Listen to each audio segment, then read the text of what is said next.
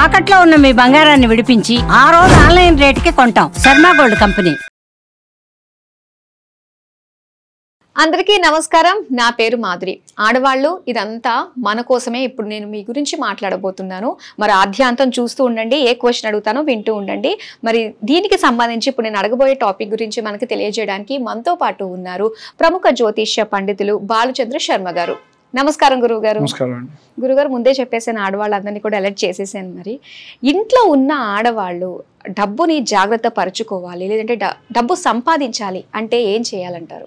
శ్రీమాత్రే నమః, శ్రీ గురుభ్యో నమః.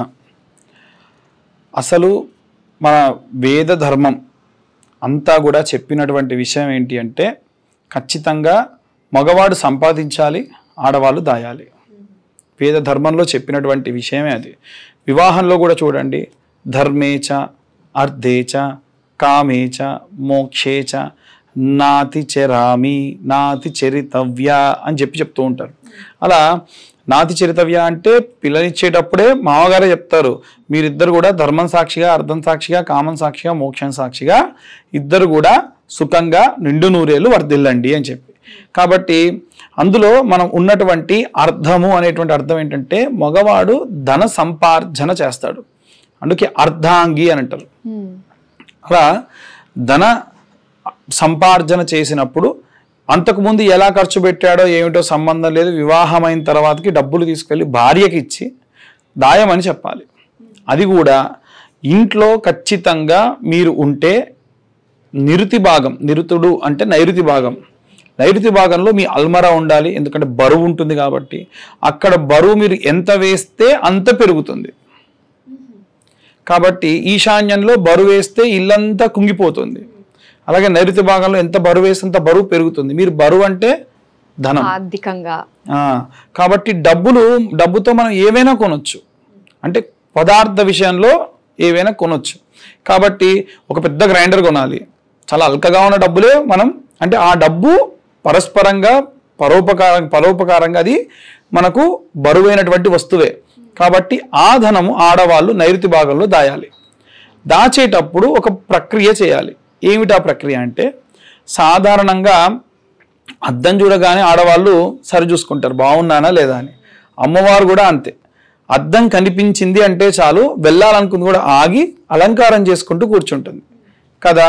కాబట్టి నైరుతి భాగంలో ఖచ్చితంగా గాజు కప్పు నిండా చిల్లర నింపి మీ అల్మరా లోపల లాకర్లో డబల్ టేప్ స్టిక్కర్తో చిన్న చిన్న అద్దాలు తెచ్చుకొని, ఒక 10 రూపీస్ 20 రూపీస్ అద్దాలు ఉంటాయి, తెచ్చి డబల్ టేప్ స్టిక్కర్తో అతికిచ్చేసి మొత్తం అతికిచ్చేసేయండి. ఏ ఇంచు కూడా మిగలకుండా లాకర్ అంతా కూడా డబల్ టేప్ స్టిక్కర్తో అతికించండి. అందులో డబ్బులు పెట్టండి. ఆ చిల్లర దగ్గర ఎట్టి పరిస్థితుల్లో చిల్లర తీయొద్దు, ఇంకా పెంచాలి తప్ప తీయొద్దు. అప్పుడు ఏమవుతుంది, చిల్లర శ్రీ మహాలక్ష్మి. మనం వెంకటేశ్వర స్వామి ఆలయానికి వెళ్ళామనుకోండి, స్వామివారి పక్కనే అద్దాల మేడ అని ఉంటుంది చూసారా, దాంట్లో చుట్టూ అద్దాలు ఉంటాయి, మధ్యలో ఉయ్యాలు ఉంటుంది. ఉయ్యాలలో ఏముంటాయంటే అమ్మవారి యొక్క చిల్లర ఉంటుంది. దాంట్లో అమ్మవారిని కూర్చోబెడతారు, అక్కడ ధూపం వేస్తారు. అమ్మవారికి సుగంధ ద్రవ్యాలంటే చాలా ఇష్టం కాబట్టి లవంగాలు కానీ, ఇలాచీ కానీ, దాల్చిన చెక్క కానీ, అంటే ఇంత అవసరం లేదు, కొంచెం కొంచెం పచ్చకర్పూరం కానీ, కర్పూరం కానీ, మంచి సెంట్ బాటిల్ కానీ అక్కడ పెట్టాలి. అక్కడే ధనం కూడా దాయాలి. అప్పుడు రెట్టింపు అవుతూ ఉంటుంది. మొన్న ఒక ఆయన ఫోన్ చేశారు, పంతులు గారు కర్పూరం పెట్టమన్నారు, వెలియమంటారా అంటున్నాడు. తగలబడతారు బాబు, ఆ పని చేయకు. కర్పూరం కేవలం వాసన కోసం మాత్రమే. అలా ఆడవాళ్ళు దాయాలి. ఇక్కడ ఒక నియమం ఉంది. ఇప్పుడు ఇంట్లో ఉన్న ఆడవాళ్ళు కొన్ని నియమ నిబంధనలు పాటిస్తూ ధనాన్ని దాయాలి. పాయింట్ నెంబర్ 1, పొద్దున్నే లేవగానే ఆడవాళ్ళు ఇవాళ రేపు ఏం చేస్తున్నారు అని అంటే, ఇల్లు ఉడవాలి కదా, బయట కూడా చిమ్ముకోవాలి కదా, ముగ్గులు వేయాలి కదా, ఇమీడియట్గా ఆ పనికి ఉపక్రమిస్తున్నారు. ఎట్టి పరిస్థితుల్లో అలా చేయకూడదు. ఎందుకంటే లక్ష్మీదేవి యొక్క అక్క ఎవరు? జ్యేష్ఠాదేవి.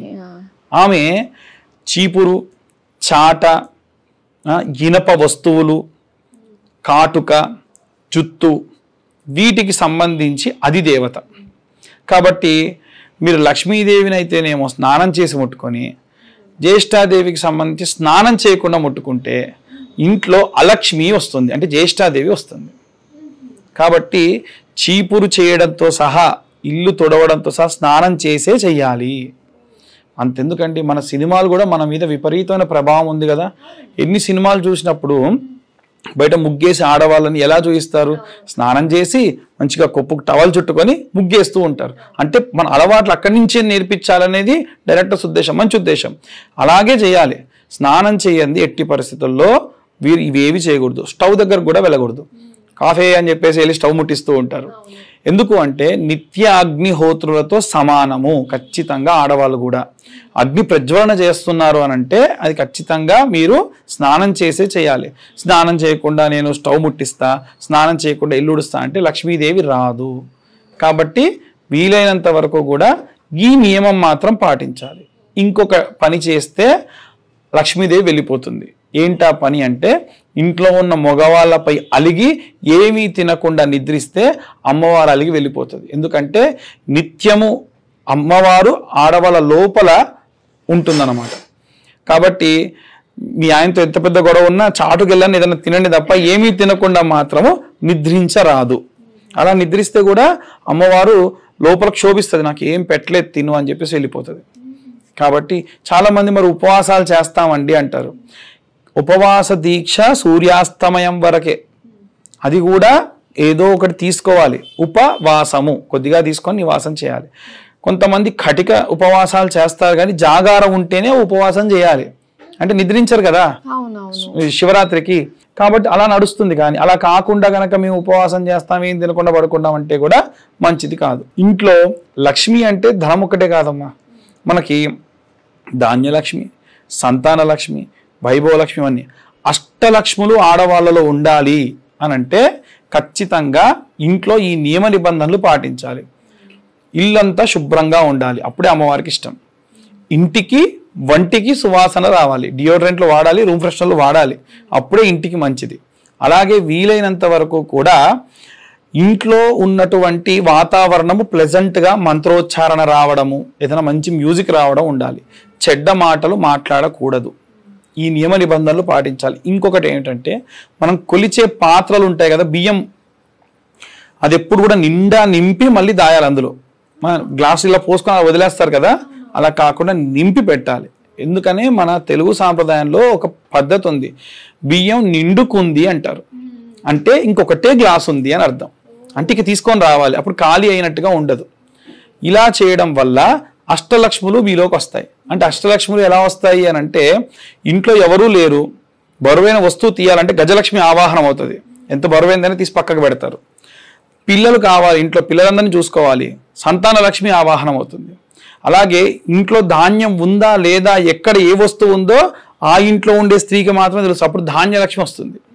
డబ్బులు దాయాలి, ఎంత ఖర్చు పెట్టాలి. ఒకవేళ కొన్నిసార్లు అడిగినా సరే ఇంట్లో ఉన్నా ఏం చెప్తుంది, 10,000 ఉన్నా, లేదండి 5,000 ఉన్నాయి, అదేంటి 5,000 ఇంకా వేటికో ఖర్చు చేయాలి ఏంటి అంటారు. ఎందుకు, దాయాలి కాబట్టి. అలా ధనలక్ష్మి వస్తుంది. ఇలా ఏదైనా పార్టీ చేశారనుకోండి, అందరు టెన్షన్ పడుతూ ఉంటారు, ఎలా అవుతుంది ఏంటిది, ఇంట్లో ఫంక్షన్ జరుగుతుంది అని. అప్పుడు వైభవలక్ష్మి తనలో ఆవాహమై వైభవోపేతంగా చేస్తుంది. ఇలా అష్టలక్ష్ములు వారి లోపలికి ఆవాహనం అయిపోయి ఎంతో మెండుగా ఉంటుంది. కాబట్టి ఈ నియమ నిబంధనలు పాటించడం చాలా మంచిది. ఓకే, మీరు చాలా బాగా చెప్పారు. అవన్నీ కూడా కొన్ని అవును మనం కూడా మారాలి అనిపించేటట్టుగానే కొన్ని అండర్లైన్ చేసుకుని పెట్టుకున్న వాళ్ళు ఉన్నారు చాలా మంది, ఇంక్లూడింగ్ మీ, నేను కూడా అంతేనండి. సో చాలా మంచిగా తెలియజేశారు, చక్కటి విషయాలు తెలియజేసినందుకు ధన్యవాదాలండి. ధన్యవాదాలండి. చూసారు కదా ఆడవాళ్ళు, కొన్ని విషయాలు కొన్నివి మనం పాటిస్తేనే మన ఇల్లు బాగుంటుంది, లక్ష్మీదేవి అష్టలక్ష్మి మనలో కొలువై ఉంటుంది. మరి కొన్ని నిబంధనలు అన్ని కూడా మనం పాటించి చక్కగా అమ్మవారి కృపకు పాత్రలు అవుదాం. మరి ఇది వాళ్ళ కార్యక్రమం. మరో కార్యక్రమంతో మళ్ళీ మీ ముందుంటాం. అంతవరకు సెలవు, నమస్తే.